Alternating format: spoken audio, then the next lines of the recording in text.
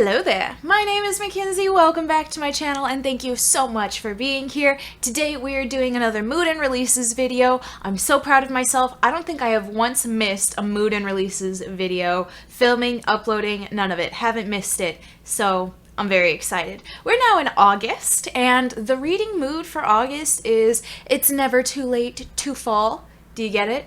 Do you get it? How about now? So the idea behind this is I am so ready for fall. I'm so ready for Halloween. I'm in a Halloween mood. My phone screensaver is Halloween. I'm ready, okay? The world is not ready for all year round Halloween. I understand that. I'm ready. Also, I've been reading a lot more romances, and I am suddenly getting this fear that I'm about to run out of them. That, like, at a certain point, I'm gonna run out of all of the great YA contemporary romances and steamy adult romances, and I'll just, you know, be left with nothing. So I've just been really wanting to get more into romance. Most of the books I read in July were romance, I think. With the mood out of the way, let's talk about new releases that are going to be coming out in August. We're going to start with August 3rd. And instead of writing everything down this time, I decided to use my phone because what century do we live in? Yeah.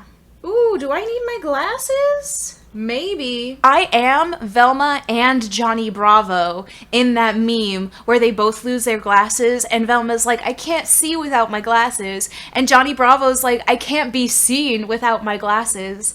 Like, yeah, it's kind of that bad. Like, the glare, I think, is kind of bad. But I'm not gonna ruin my eyes for you guys, okay? So we're going to start with books being released on August 3rd. The first book we're going to talk about is All's Well by Mona Awad.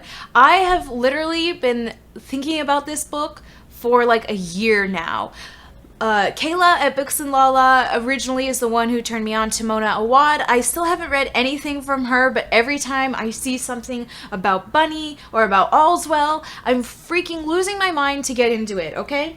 So we have this dark academia type story about a theater professor suffering chronic pain who, in the process of staging a troubled production of Shakespeare's most maligned play, suddenly and miraculously recovers. And I also believe, like, other things start to happen. The teacher wants to put on a production of All's Well that ends well, but the students want to do Macbeth, and there's kind of this rebellion, and then the teacher meets some benefactors, and I don't want to read too much about it because, honestly, Dark Academia is one of those things where I can be so surprised by what happens and takes place in the story. So I'm so excited. I want to read it. I'm going to read it. Right now, All's Well has a 3.88 on Goodreads. Next, also coming out on the 3rd, is Shards of Earth by Adrian Tchaikovsky.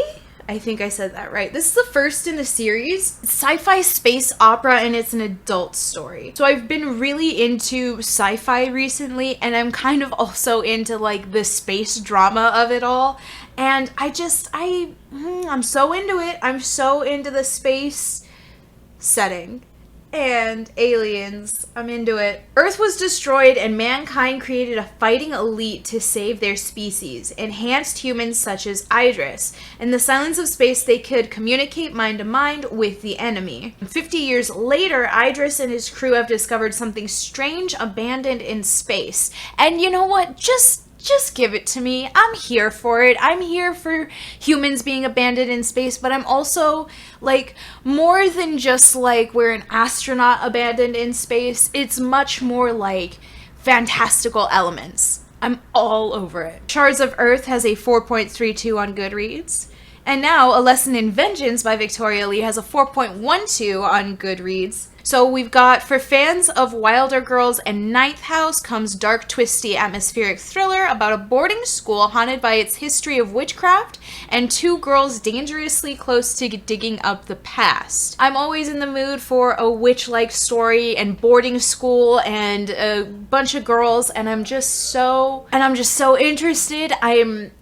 I feel like I don't read enough like boarding school settings, even though I love that setting. The Wild Ones by Nafiza Azad is also coming out on the 3rd.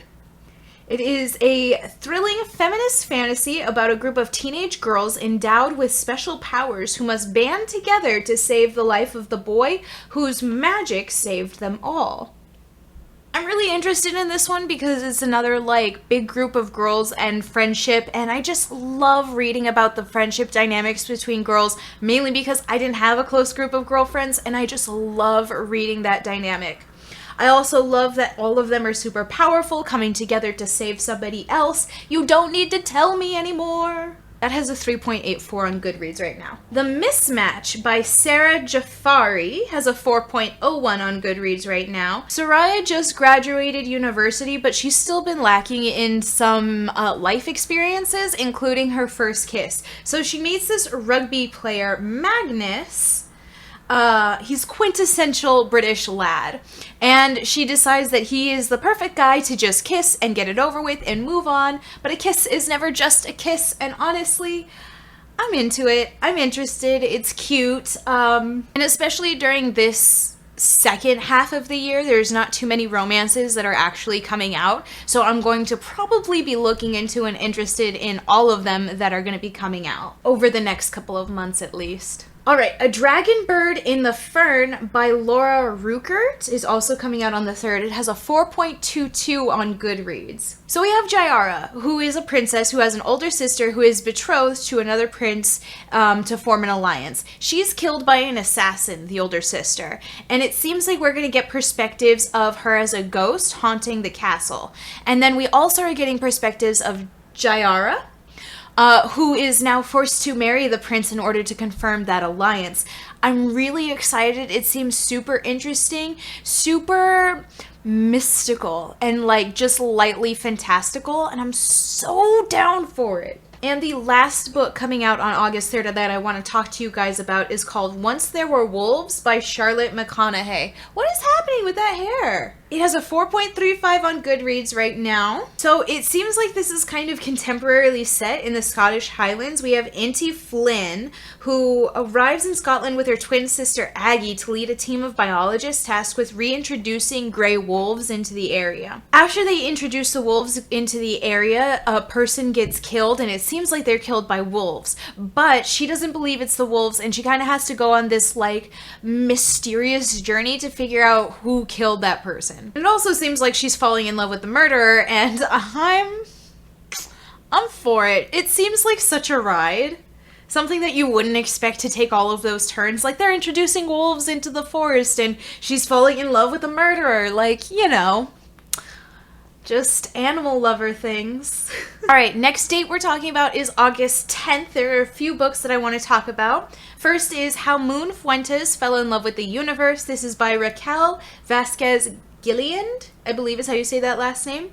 4.46 on Goodreads right now. So it's being pitched as The Hating Game meets I'm Not Your Perfect Mexican Daughter. And I haven't read either of those books. I know a lot of people love The Hating Game. I haven't really heard a lot of any kind of critique on I'm Not Your Perfect Mexican Daughter. But we have a romance starring a Mexican-American teen who discovers love and profound truths about the universe when she spends her summer on a road trip across the country. And I was really interested in this because it reminds me a lot of Miss Meteor and that kind of vibe of like falling in love with like the place that you're in, and even if that place is not necessarily beautiful, the desert is not a beautiful place for a lot of people, but loving and finding the beauty in it is such a vibe that I'm into. Also, The Devil Makes Three by Tori Bovalino. This has a 4.62 on Goodreads right now. This seems creepy as hell. I'm so interested. All Tess Matheson wants is 3 things: time to practice her cello, for her sister to be happy, and for everyone else to leave her alone. Instead, she finds herself working at a school library over the summer. She meets Elliot Birch, who is snide, privileged, and constantly requesting forbidden grimoires, and we're just casually throwing in the fact that he's requesting grimoires, like this is a very witchy thing already. They also summon a demon. Yes! Yay! Yes! Slay! Oh, it's everything.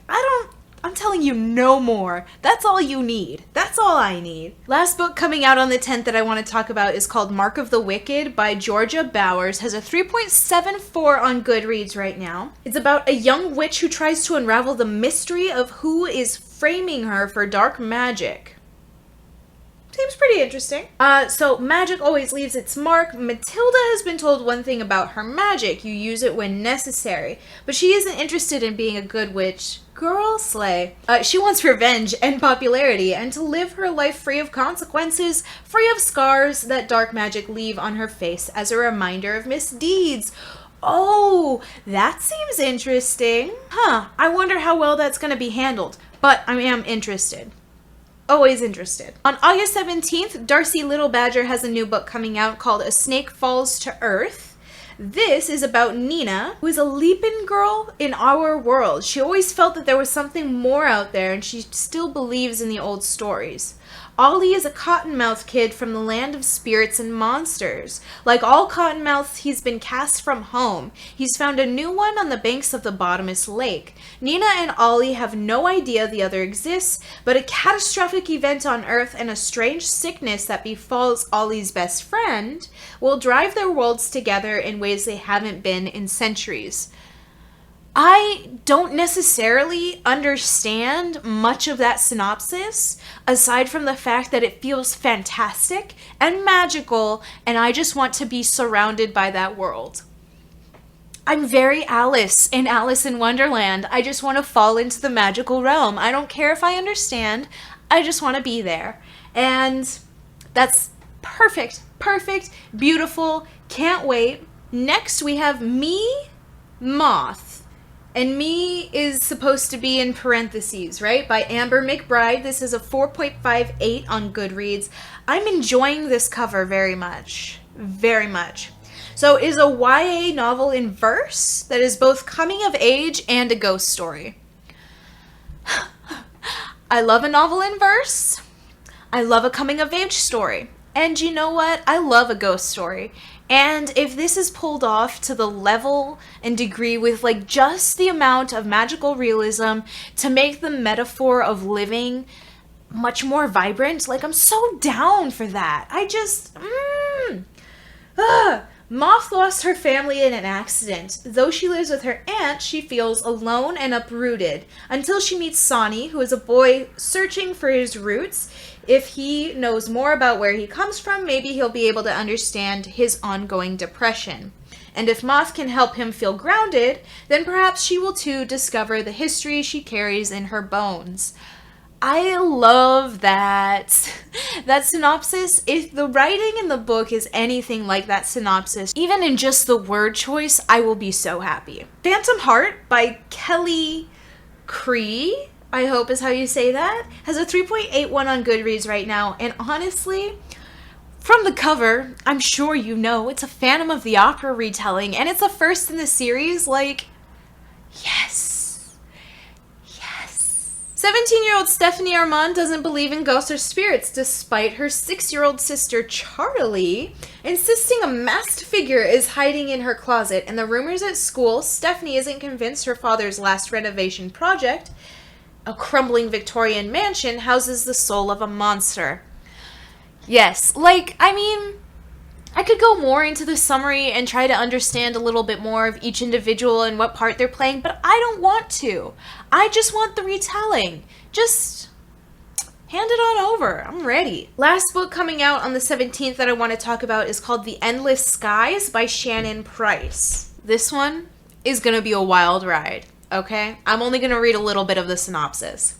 High above the sea floats the pristine city of the Heliana, home to winged lion shapeshifters, the Leonodai,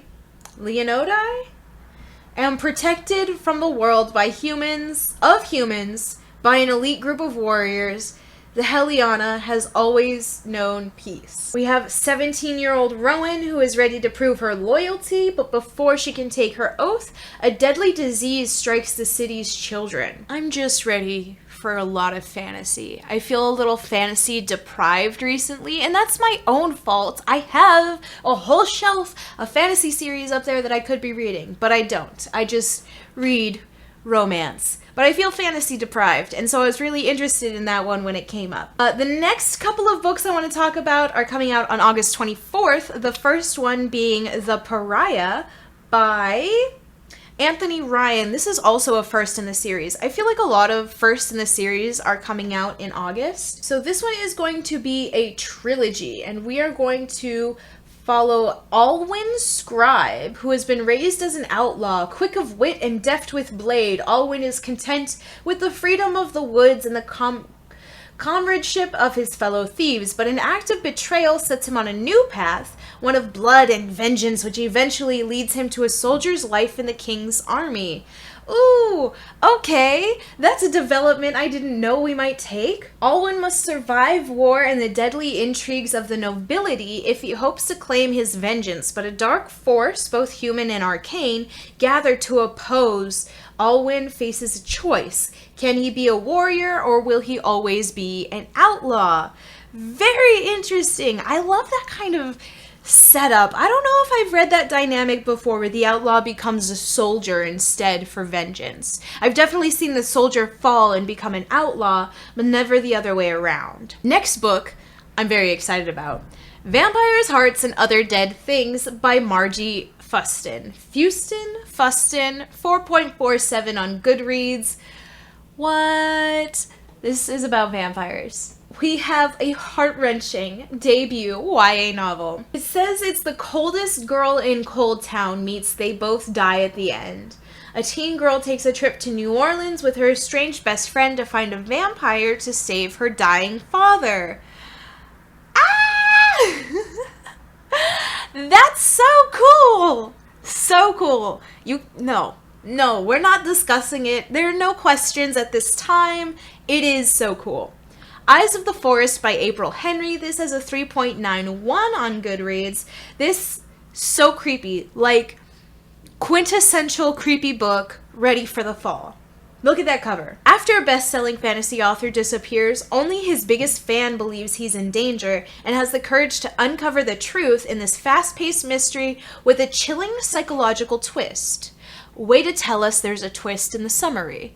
But okay. I'm really interested in, like, authors being part of stories and storytelling, and I'm really excited that he went missing. It gives me Misery vibes. I hope the ending isn't just Misery, but we do have our fingers crossed for it. On August 29th, there is only one book that's coming out that I want to talk about. It is called The House of Glass Hearts by Layla Siddiqui.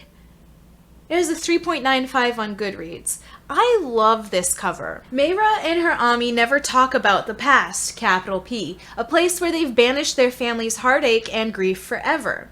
They especially never mention the night Mayra's older brother Assad disappeared from Nana's house in Karachi 10 years ago. But when her grandfather dies and his derelict greenhouse appears in her backyard from thousands of miles away, Mayara is forced to confront the horrors of her grandfather's past. To find out what happened to her brother, she must face the keepers of her family's secrets, the monsters that live inside her grandfather's mysterious house of glass. I am in love with stories that take magical realism and insert it into a very contemporary setting in the efforts of making a more vivid description, a vivid metaphor to help you understand somebody else's grief, their experiences, their culture.